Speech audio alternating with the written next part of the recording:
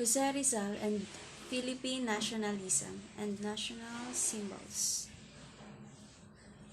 According to the National Commission for Culture and the Arts, or NCCA, official national symbols of the Philippines represent the country's traditions and ideas and convey the principles of Philippine sovereignty and national solidarity. Some of these symbols are stated in the flag and heraldic code of the Philippines, which is also known as Republic Act 8491. The national language of the Philippines is Filipino as stated in the Constitution of the Philippines. Aside from those stated symbols in the Constitution and in Republic Act 8491, there are only 5 official national symbols of the Philippines enacted through law, namely Sampaguita as national flower, Nara as national tree, the Philippine eagle as national bird, Philippine pearl as national gem, and arnis as national sport. There are symbols such as the carabao, or the national animal, mango as national fruit, and anahaw as national leaf, that are widely known as national symbols but have no laws recognizing them as official national symbols. Even Jose Rizal, who is widely considered as a national hero, has not been declared officially as a national hero in any existing Philippine law according to historical experts. Although in 2003, Benigno Aquino Jr. was officially declared by the President Gloria Macapagal Arroyo as a national hero by an executive order. On the other hand, a national artist of the Philippines is a rank of a title given to a Filipino citizen in recognition to the recipient's contributions to Philippine arts and letters, and they are not considered as a national symbol that represent traditions and ideals. On February 17, 2014, Bohol 1st District Representative Rene Relampagos filed a bill at the Philippine House of the Representatives that seeks to declare or redeclare and to recognize a number of national symbols. The proposed bill, House Bill 3926, or the Philippine National Symbols Act of 2014, aims also to encourage nationalism and unity, to guarantee respect, preservation, and promotion of national symbols, and to correct the unofficial status of the symbols. Among the proposed national symbols listed in the measure are Jose Rizal as the only historical Filipino to be recognized as national hero, adobo as national food, and jeepney as national vehicle. It also includes the previously mentioned national symbols.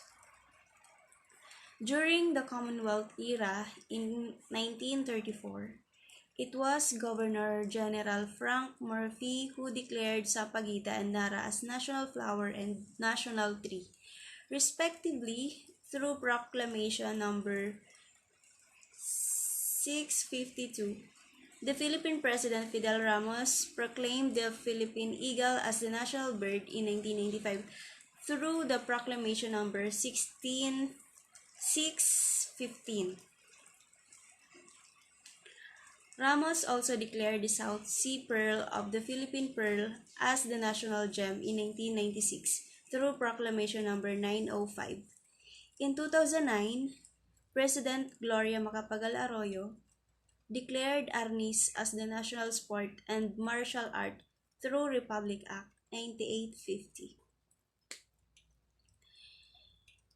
In February 2013, the Philippine Senate passed a bill declaring waling-waling or Vanda sanderiana as the national flower alongside Sampaguita. A similar bill in the House of Representatives had already been passed in 2012. Normally, the bill would become law after being signed by the President, However, it was vetoed by President Benigno Aquino III. The veto was left the waling-waling as an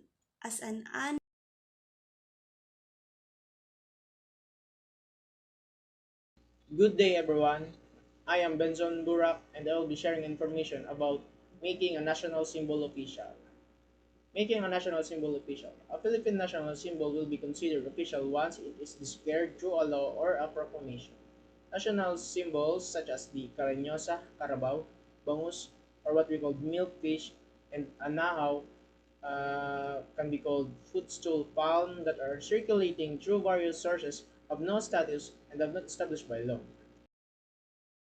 According to Nestor Castro, a Filipino cultural anthropologist, most of these unofficial symbols were passed on as a tradition in school. Every start of the school year when students were asked to buy posters containing the supposed national symbols.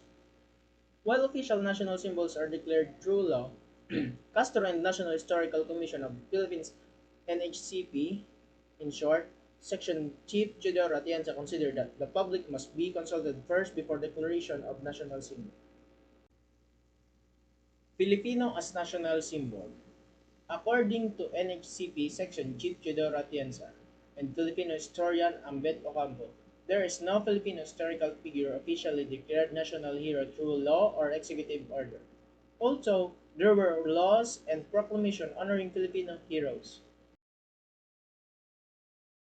In the Rizal Law, principally sponsored by Claro M. Recto and enacted in 1956, Jose Rizal is mentioned as a national hero in the where areas clause of the law. Although clauses function as preamble or introduction and it is not a part of the provision. On November 15, 1995, the Technical Committee of the National Heroes Committee, created through Executive Order Number 5 by former President Fidel Ramos, recommended 9 Filipino historical figures to be national heroes: Jose Rizal, Andres Bonifacio, Emilio Aguinaldo, Apolinario Mabini, Marcel H. Del Pilar, Sultan Dipatuan Kudarat, Juan Luna, Melchor Aquino, and Gabriel Sila. No action has been taken for these recommended heroes until it was revisited on one of the preceding 14th Congress in 2009. On the 3rd of August 2009, shortly after the death of former President Corazon Aquino, widow of Benigno Aquino Jr., legislative measures have been filed calling for her official recognition as a national hero. Congresswoman Liwayway Vinson Chato filed a House resolution declaring Corazon Aquino a national hero. Also, a week after she filed the resolution, she realized that there is no Filipino historical figure declared through law. On August 10, 2009, she cited on her privileged speech in Congress the 9 Filipino heroes recommended by National Heroes Committee in 1995. She then urged the Congress to sign the resolution declaring the 9 Filipinos recommended by the Filipino Heroes Committee plus Benigno Aquino Jr. and Corazon Aquino as national heroes. Congressman Salvador Escudero interpolated Vinson Chato's speech and stated that heroes are made in the hearts and minds of people and not through legislation. After the interpellation, it was moved by the House of the Representatives to refer the privileged speech of Vincent Chato to the Committee of Basic Education and Culture. Up to now, these resolutions have not been acted upon. As mentioned earlier, in a measure filed by Congress Relampagos from Bohol in February 2014, he sought to declare Jose Rizal as the sole Filipino national hero. According to the bill, he was a nationalist and well known for his Philippine reforms advocacy during the Spanish colonial era. Jose Rizal and Philippine nationalism, national symbols. It was shown in the previous lesson how Rizal was recognized as our national hero, granting that he belongs to the official national symbols. It cannot be denied that Rizal name and memory have long been representing the principles of sovereignty and national solidarity, symbolizing our country. Rizal as a national symbol. even in the international arena, Rizal name elicits the name of our country in places where he had been and where his books and the books around AIM are found in foreign libraries. The name Philippines is necessarily indicated. Indeed, Rizal is unquestionably the greatest hero and martyr of our nation, borrowing the words of the Ocampo. The day of his birth and the day of his execution are fittingly commemorated by all classes of our people throughout the length and breadth of this country, and even by Filipinos and their friends abroad. So, his name is also by word in every Filipino home, while his picture adorns the postage stamp and paper money of widest circulation. No other Filipino can surpass Rizal in the number of towns, barrios, and streets named after him. So, granting that he belongs to the unofficial national symbols, it cannot be denied that Rizal's name and memory have been long representing the principle of sovereignty and national solidarity symbolizing our country. So, Rizal is one of not epoch, but for all epochs, they are valid today as they were yesterday. It cannot be said that because the political ideals of Rizal have been achieved because of the change in the institutions, the wisdom of his counsels or the value of his doctrines have been ceased to be opportune to have. So, values derived from Rizal life. From the various representation of Rizal as a national symbol, one may learn significant ideals and principles that may be good used in everyday life. By studying Rizal life and works, the following values may be captured. Number 1, nationalism. It invalues the desire to attain freedom and political independence, especially by our country under a foreign power. So, Jose Rizal life and works and writings, especially his novels, radiate these values. Number 2, patriotism denotes proud devotion and loyalty to one's nation. Rizal visions and proposals on how the people of our country could be on the road to progress are commendable. The aim, of course, is to enjoy the fullness of nationhood, especially politically, culturally, and economically, under the mantle of national solidarity. Number 3, faith in God. Rizal pronounced, "I console myself saying that it was the will of God and what He does must be the best." When Rizal was studying in Madrid, Spain, he assured his mother through his letter of his faith in God. When his sister Olympia died of childbirth in 1887, Rizal pronounced it. Love of fellow men. Rizal advocates thinking well of our fellow men. His life exemplified the principle that love of neighbor entails involvement in his or her behalf. Rizal. He also taught on love of our fellow men in biblical and timeless. Love of parent. Rizal's love for his parent is great and very admirable. He studied medicine and ophthalmology just to cure his mother's failing eyesight. Rizal also adored his father. In 1881, he made a clay bust of his father. About 6 years later, he carved a life-size wood sculpture of Don Francisco as an expression of his love for him. In his novels, Nolly and Elfie, the character of Bara has also shown his love for his father.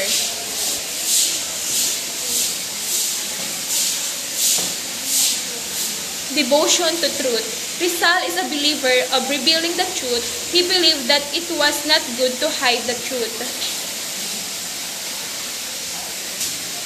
Rizal preserving research for truth and serving his country was a motivating virtue. Wishing to get a cause of his people backwardness, Rizal did intensive studies and carried out broad observation on the progress of other nations. Purity and idealism. Rizal was a person guided not only by practical consideration but also by ideals. Extraordinary also was his insistence on purity of thoughts, noble thought and conduct. Rizal works and writings promoted good conduct, clean, concise, and upright thinking. In his writings, for instance, he advised mothers to awaken the mind of the children and prepare them for every good and desirable thought of deed. Number 9, clarity. Rizal seems to feel happy when he could give the joy to somebody all his sacrifices for his country, even charitable acts of his fellow men. Dedication to duty. Dedication to one's duty was another splendid virtue of Rizal. He virtually dedicated his whole life in securing freedom for his country and happiness for his people, a commitment historically unequaled in the history of this country. Moral courage. Rizal's courage in working for the betterment of his country despite all odds, it's a virtue that is essential even today. His moral courage to do the best for his people is worth imitating by our present leaders. 12. Willpower is the ability to control or restrain oneself.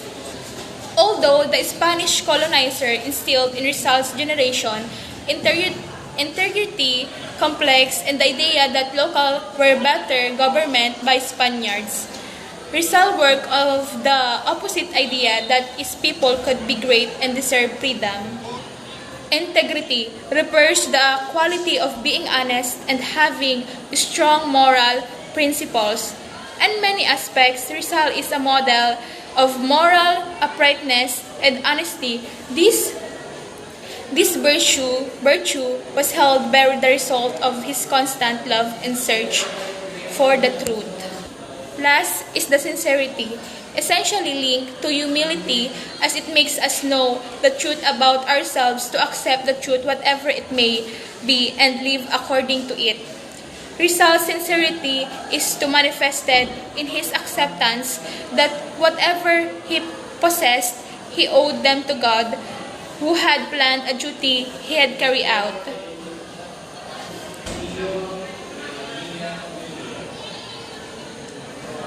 Thank you.